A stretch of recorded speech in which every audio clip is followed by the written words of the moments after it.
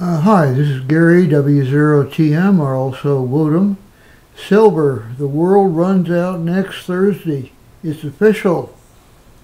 How about that? This is of course ridiculous, but this gives me the countless numbers, or this gives the countless numbers of people asking me, when is Silver Armageddon Day? An answer. Well, there's the answer.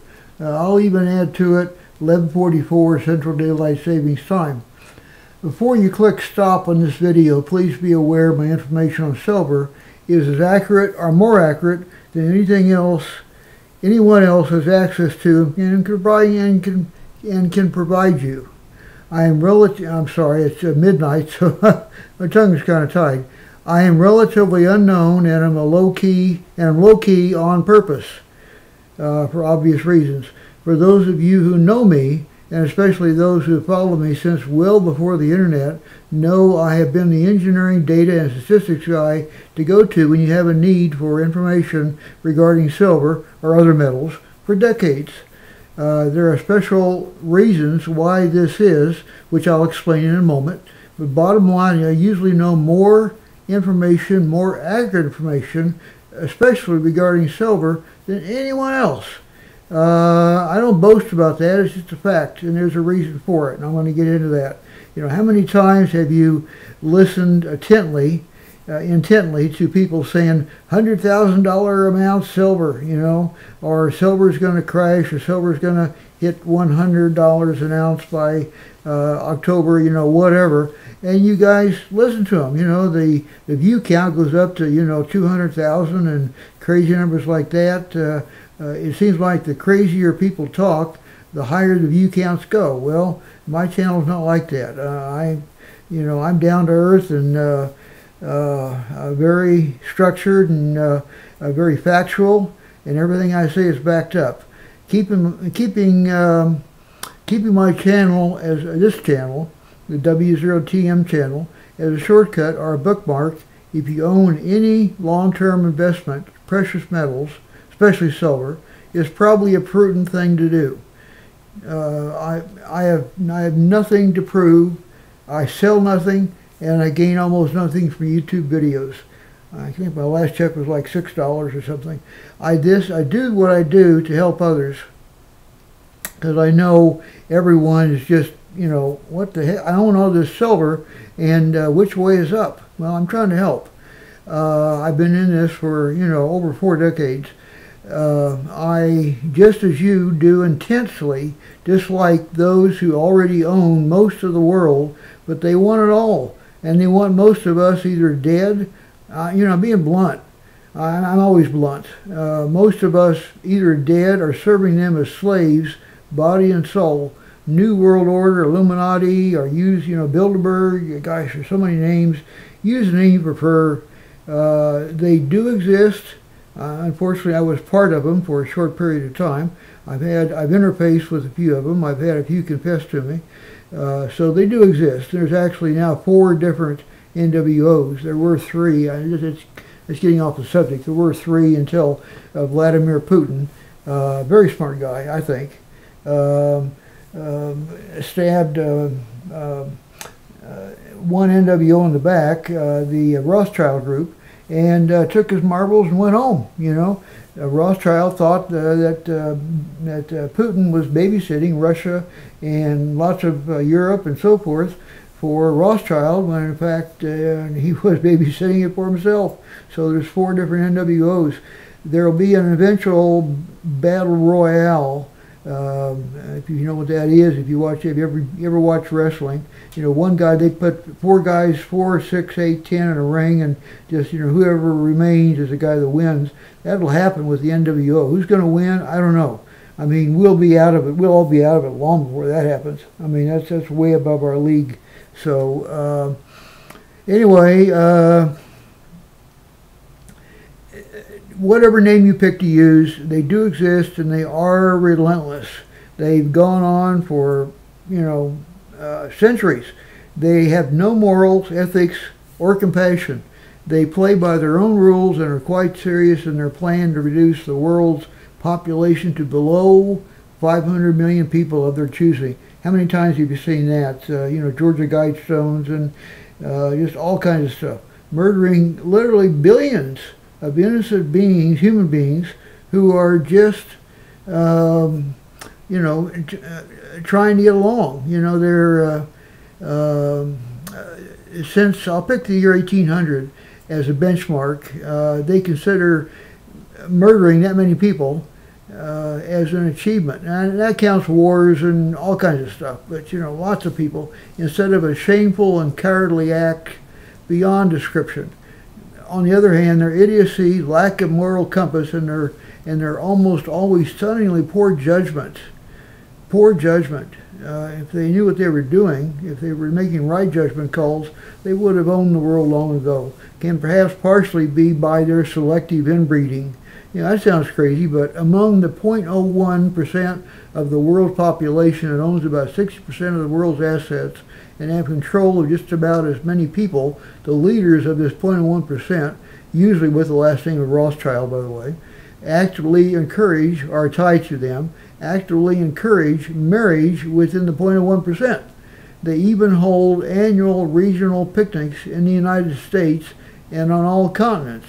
The last one I know of, they had in the state of Washington, eastern Washington. They rented out like, you know, 20 square miles and you know, security and so forth, and just had a, you know, multi-million-dollar picnic. But that's what they do every year regionally around the world. Why do they do that? Well, you know, it should be obvious as well. It doesn't take much convincing they try and acquaint young people within the 0.01% with each other, you know, to marry a seventh cousin or something like that. Unfortunately, it sometimes ends up marrying a second cousin, but it doesn't take much convincing to marry within that 0.01% when the marriage dowry is 7 to 9 figures instead of the typical $0 plus student loans to pay off. Still, as nice as some of these people are, especially those far out from the center of power, all they know is they receive a check for, like, you know, the lowest Rothschild that I know of, among the 4,000 that are in the family now, I mean, it's grown from just a couple to 4,000, receives a check for over $1 million a year, and it's all tax-free. And I could get into that, how they do tax-free, but anyway, where fortunes are in the trillions as a group, they still constitute the consummate world evil we all face. World evil.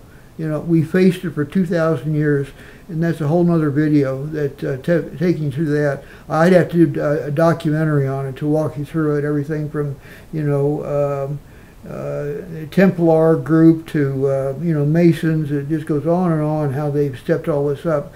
But it really got going when Rothschilds got into it and fractionalized banking and so forth about 200 years ago. They never let up on their end goal of world domination. I don't know about you, but personally I'm against that. I don't want to be dominated. It would take longer than I have in this video, but for complicated financial reasons, they know, and a few non-NWO opponents, such as me, know that silver is the primary Achilles heel to make their plan work, and I consider it pure evil, up to and including Luciferian worship. You've seen that go on. Some of the rituals and things, you know, those are real. You know, I can point you to them and explain them to you, but it doesn't do any good to explain them. So, you know, they just happen. People in good health suddenly die, and they knew they were going to die, and they gave their body and soul to what they consider to be Lucifer. You know, it's all based. You know, it's really spooky. Anyway, I consider I can do the most good to defeat them. Use the word them, by managing silver ourselves, or trying to help managing silver ourselves. They aren't the only ones who can manipulate and deceive others with fiat currency and precious metals, including silver, of various types. For instance, if you even start to believe the almost always made up numbers regarding, in particular, gold and silver, well, you know the story about the bridge in Brooklyn. I draw you to that. I mean,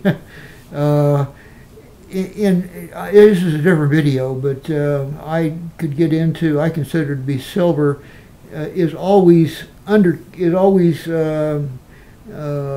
double counted. There's even less silver than people think there is, and they add it up and they say, boy, there's not much silver. Well, there's even less than that. While gold is counted like 3 or 4 or 5 times. They'll count it in Fort Knox.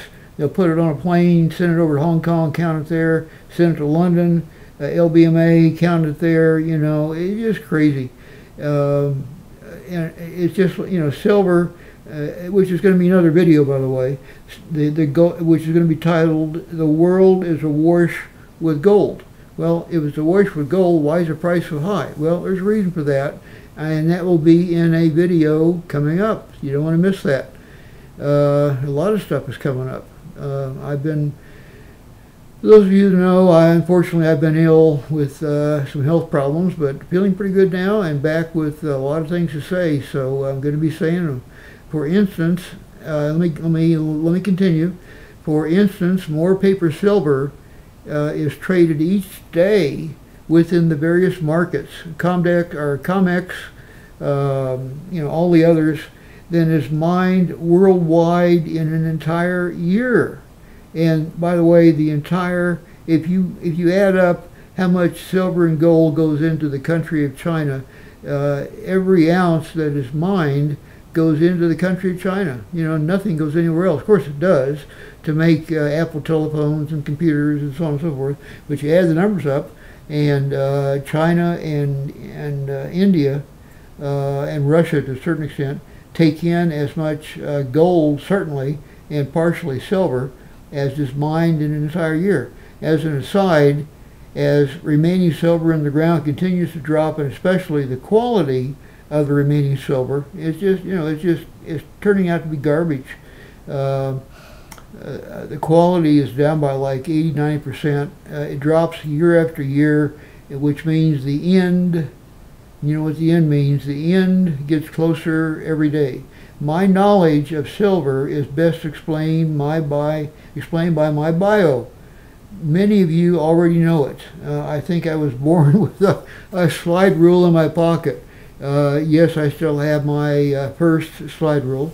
I am fascinated. In fact, I can even do an abacus. I can add and subtract and multiply far faster on an abacus than I can on a computer.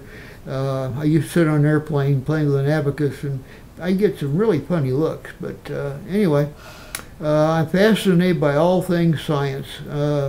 I kind of, probably at the bottom of the list is biology and medical and anything else I'm really into. I'm 99% left-brained, and as you know, left-brain means that you're analytical, clinical, a techie. I was a techie nerd in high school when techie nerd was not cool. It was,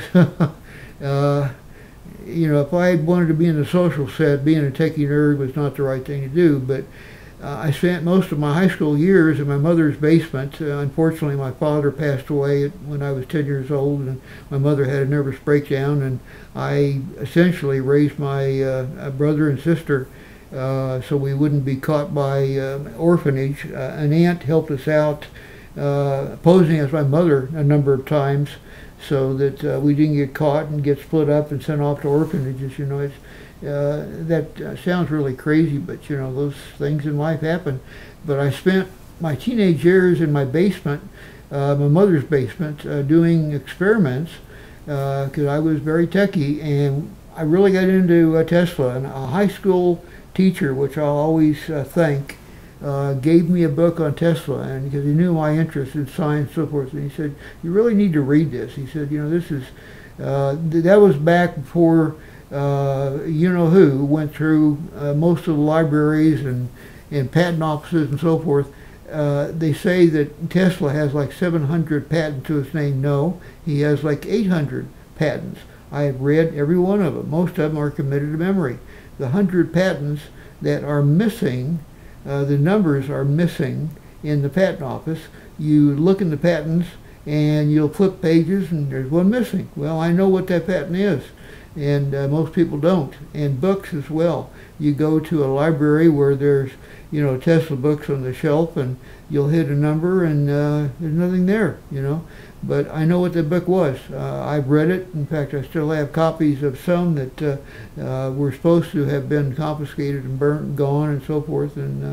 But they're going to stay with me because that information of what Tesla did, which I advanced considerably along with other people, if that got released today, it would not be good. It would fall into the hands of those that are consummate evil and would use that knowledge against us to put us into bondage much faster than is already happening, and that's not good. So in our small Tesla, I've said this before, in our small Tesla group, we have on purpose brought in some very high-tech PhD type younger people, 28, 30 years old, and indoctrinated them on Tesla, because this has to be committed to memory. You can't write it down. We meet, if you know what the darknet is. If you don't know what the darknet is, put it onto Google. You'll find it. I established a group meeting point on the darknet that has to do with Tesla, and we meet on there, and we talk, and we chat, and so forth. I'm 67, so this world is not going to get straightened out and be all good guys by, my span of life. So it'll either be the people that are 25, 30 years old, or it might even be their grandchildren, but we're not going to release the information of Tesla until it is safe to be released into this world. When it is, the world will advance mankind will advance by 500 years overnight, I guarantee you, of the technology that we have come up with and perfected. As I say, I'm 99% left brain. Yes, we all have emotion. I'm reading some of this that I wrote down earlier, but I am more like Spock on Star Trek. I identify with Spock more than I do anybody else on that TV show. And movie. I was literally drafted by the small contingent within the AEC that every government agency has, that to my horror is just not just growing, but is close to taking over each of these agencies. And I don't need to explain that to you. You look at things like the DHS essentially being an army within the country, where posse comitatus is supposed to make that illegal. Well, they've gotten around it by setting up an army. If you go to a website, I'll put it on, try to put it in the show notes, of yantis.us/VJ, standing for Van Jones.htm, you'll see a video that got put on the Glenn Beck show in 2009 and almost got me killed. That's the closest I've ever come to having somebody, going after me, and the guy that tried is now dead, not by me, but by others. That was not a good time in my life. So after that, I've learned really major news things I give to other people in the news that are conservative, Glenn Beck and others, and they release it. I stay out of the picture because I'd rather not get back in the situation I was in 2009 that was wondering if I was going to be alive the next day or not. So anyway, I was drafted by this small group. They seemed to know and be involved in everything. They knew that I was doing stuff on Tesla, and they wanted to know more about it. The NSA has been quite active since the end of World War I. They are now becoming controlling enough that they believe they can accomplish more by operating much more in the open. They somehow learned of my intensive research activity, beginning as an engineer with all of the things having to do with Nikola Tesla. I'll be doing multiple videos on my Tesla activity, so please wait for them. You will not want to miss it. They'll be interesting, I'll guarantee you. I'll release as much information as I can. There's some things that I can't, that I won't be doing any more videos if I do, so up to a certain point, but still, you'll hear a lot of things you have never heard before and will cause you to just say, oh my God, Anyway, working as a research engineer for the AEC, I was given a budget that was unlimited. They said whatever it takes to continue my research into the world of Nikola Tesla. anti-gravity, endless free energy, black holes, time travel, and so much more. There are several books on Tesla in general. Get them or just go on the internet. And there are several great sites. Read them all, and you'll see a lot of the stuff that I was involved in, and still am involved in, very much so. Seeing what they have done with some of the Tesla technology that I advanced from where it was when he died in 1943 to where it is today is frightening. Everything from 9/11 all the way to bringing us to the precipice of World War III. I really, really, really regret having done that, but I was naive and I told them a lot of things I wish I hadn't. Thank heavens I held back a lot, as I was somewhat suspicious from the very first day. Being drafted all of a sudden and being given a diploma saying that I had a master's degree as a double E when I was still a sophomore, that, made me wonder. But computing, things like computing the resonance of the planet Earth, it's 8.79 hertz, by the way, to be able to send very targeted sound waves through the Earth to cause what appears to be acts of nature, but aren't. They're man-made earthquakes, such as Fukushima, the earthquake in Haiti in 2010 that killed, I think it was 200,000 people, a huge number. A real earthquake emits a sound wave of about 2.5 hertz, by the way. The ELF, extra low frequency, which I'll be doing a video on that, 2.5 to 30 hertz. Really, really, really low frequency. So low at the lowest frequencies, you and I can't hear. Animals like elephants, stomping their feet, whales making noises, they can send their commands from from the North Pole to the South Pole. Whales, blue whales can, and elephants can send. They can say, like, hey, there's an elephant in trouble over here, or whatever, and they can stomp their feet. And 40 miles away, another elephant can sense the sound wave coming through their feet, down on the ground. Everything alive, from the smallest mite to the largest mammal, has derivations of ELF inside, doing what mankind is just beginning to understand. I'll be doing a detailed video on ELF, so have patience, please. At one time, I was the chief and only metals tester in the U.S. government. Boy, that really sounds important. No, I wasn't. Another arm of the AEC was Sandia Labs. One day they came to my group asking various questions we were supposed to know, but we didn't know them, bad us. But as an aside, my group did not appear on any AEC org chart, and I never received a paycheck that said AEC. They said donut shops, malls, gas stations, all kinds of stuff. There was funny stuff going on. But I was between projects. There was a reason, but that's for another video. I held a top secret Q clearance. If any of you are active in the government, hopefully know what a Q clearance is, which at the time wasn't even on the list of clearances. It was so high. It was number 2, right below the president. But you're working with nuclear weapons. They expect you to have a very high security clearance. And it took like 6 months to get it, but it also gave me access to areas even the president at the time was not allowed. That was at the time LBJ. He was not allowed to venture into it. If he wanted it, he couldn't get it. I could get it. Their questions were obvious. Sandia Labs, I'm talking about. Which metals survived the best hitting concrete at 8,000 miles per hour? Well, obvious, why they ask. That simulated a trip across the North Pole of an ICBM, and I was, as I say, between projects. I also had a reputation of being a loose cannon, kind of just doing it and getting the job done, and they knew I could get the job done twice the speed of anybody else, which I could. I was 22 years old.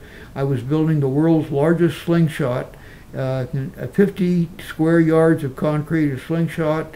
Spent millions of dollars constructing this 2-story building 800 feet underground in a top secret laboratory in Kansas City. I mean, that sounds beyond the pale, but I can assure you it's true. I learned that no metal survives what was and is 1,000% the temperature of the sun for just a microsecond. But it's long enough that metals turn into Unfortunately, we didn't learn how to turn lead into gold and stuff like that. Alchemy was still beyond us. Didn't get it done. Still, I learned a lot about metals, even though my training was in electronics. My training and experience. Now, here's the key and my decades-long tie to silver. I had access to every item marked top secret except for one thing: how much silver remained in the world above and below ground. It really made me curious. Anything that was held from me, and I was, a typical engineer, I was curious, why were they keeping that secret? I finally, because my Q clearance allowed me access to it, if I needed to know, I finally said, I need to know how much silver still remains above ground, below ground, for the work that I'm doing. Well, quite frankly, I didn't quite really need it, but I said I did. And I signed papers saying, I need to know this, and I found out. I was astonished to learn how little silver remained. This was circa 1965, before the explosion of high tech that literally eats up vast amounts of silver. Think of the amounts of silver that goes into Apple phones, computers. They even use it. There's over 10,000 uses of silver today. It's just amazing. I was paid a good salary, but hey, I was only age 22. I had no savings.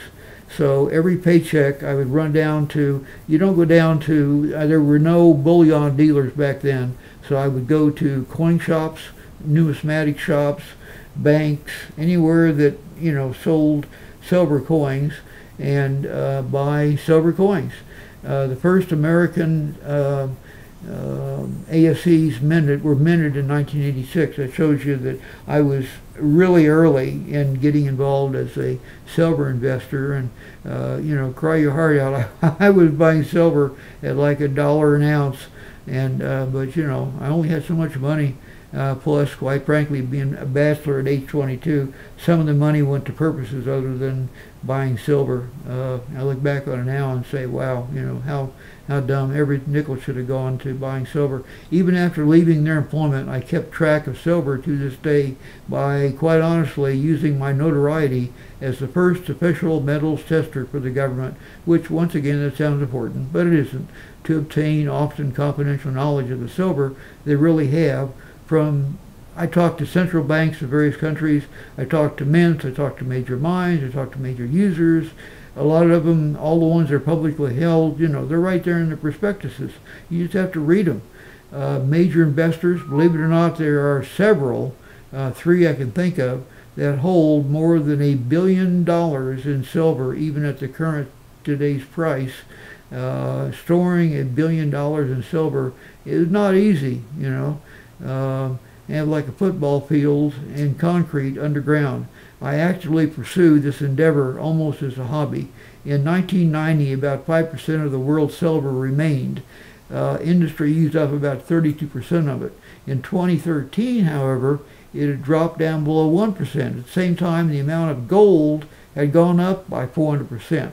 The amount of silver had dropped 400%. So now today, there is far more gold in the world physically than there is silver, which makes it no sense at all why silver is cheap and gold is expensive, but that's just the way it is.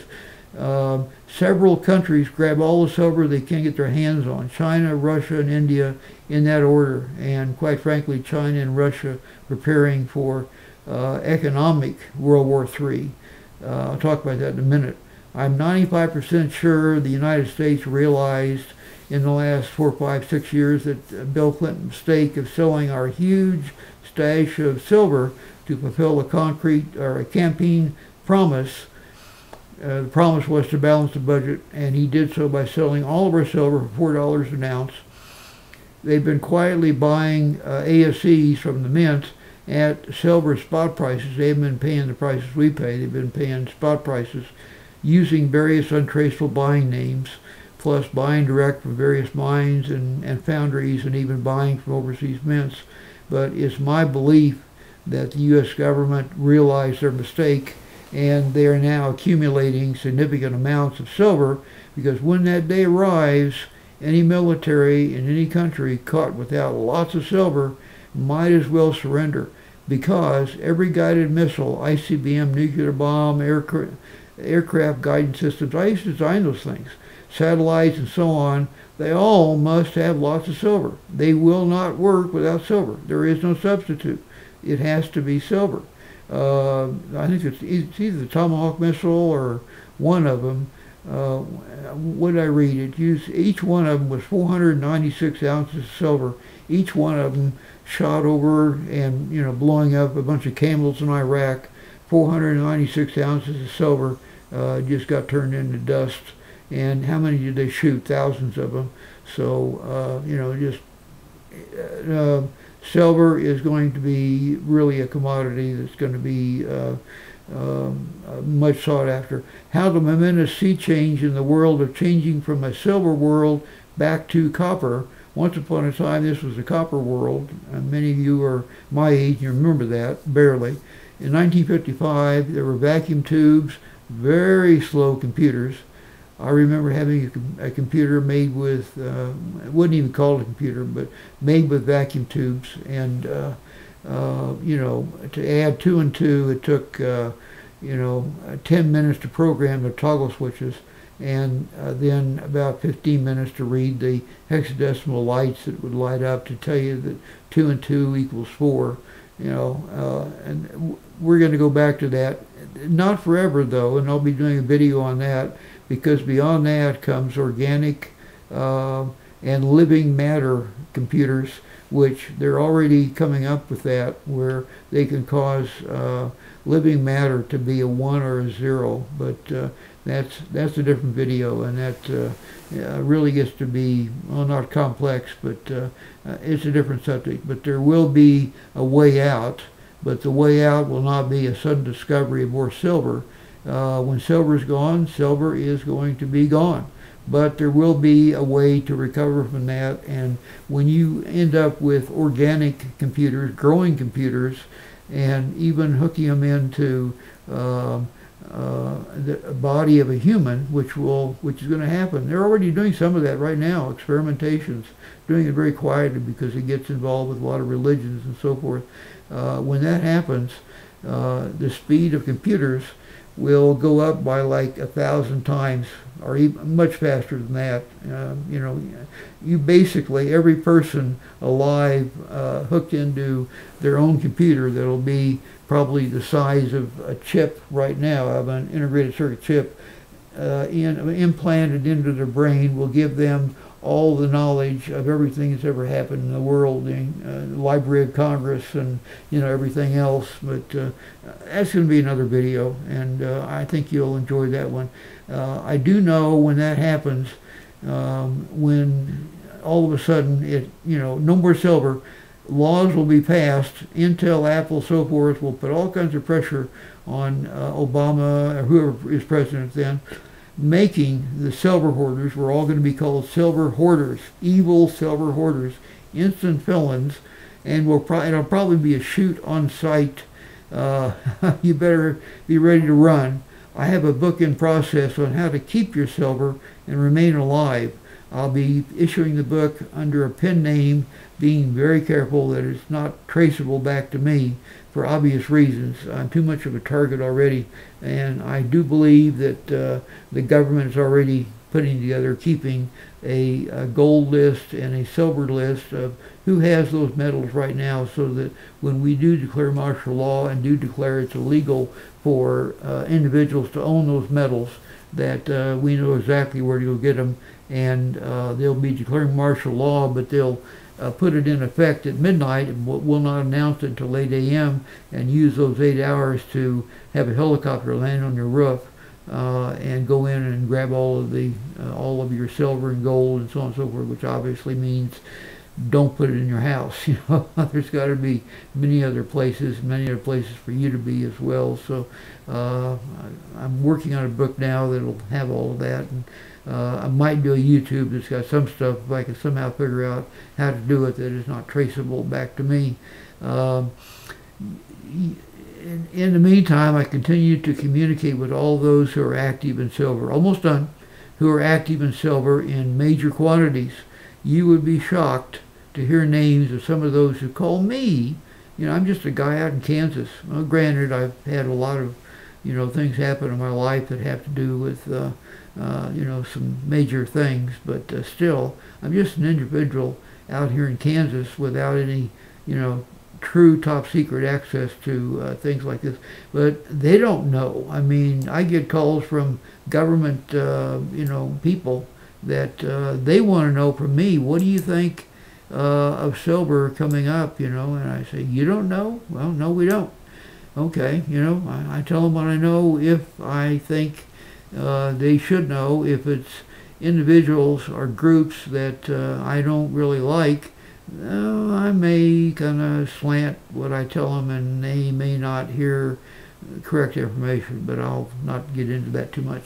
Yes, my channel can be boring, but it is not meant to entertain. It is meant to inform. Even if you own no silver, silver is still the Achilles heel of the financial system of the world. That's serious. There will be no warning when silver ends. It will be a digital change.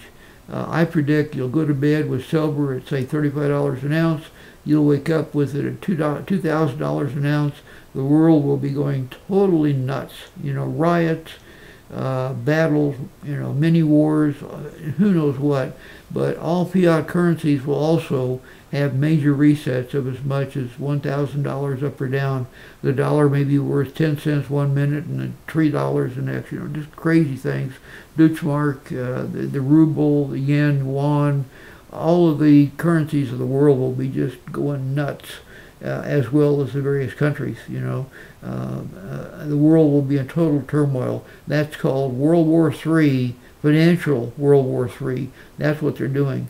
I've long said World War III will not be fought with tanks and bullets. Tanks and bullets will be used inside of countries. Think of all those bullets that got bought. Need I say more? Wars with computers, weather wars, and above all, economic warfare. I'll be doing videos on all this and more, such as 22nd century weapons. Those weapons are already here, by golly. I started working on them in 1965. I quit the AEC when they had me and others designing an earthquake machine, which did get built and has been used, followed by weather modifications, such as custom acid rains that could be targeted to do specific damage. I look back on it now at my age, and gosh, I was so naive. I was promised I could further develop my Tesla technology for the good of mankind. I had all these highfalutin ideas and thoughts, and millions of dollars was waved in front of me for equipment that I needed, and so on and so forth, that I couldn't do that on my own. And I believed them way too long. You'll be hearing as much as I can say. Still, at the same time, I am limited by papers that I signed, and I'm watched over. The FBI visits me to talk every few years or more often if things kind of heat up. Haven't seen them in about a year and a half, so a visit from the FBI is about due. I've led boy, I tell you, I have led an interesting life. It wasn't meant this way, but it's turned out that way. To end this, please, if you like this video, please click the like thumbs up. If not, that's okay. Click the down one.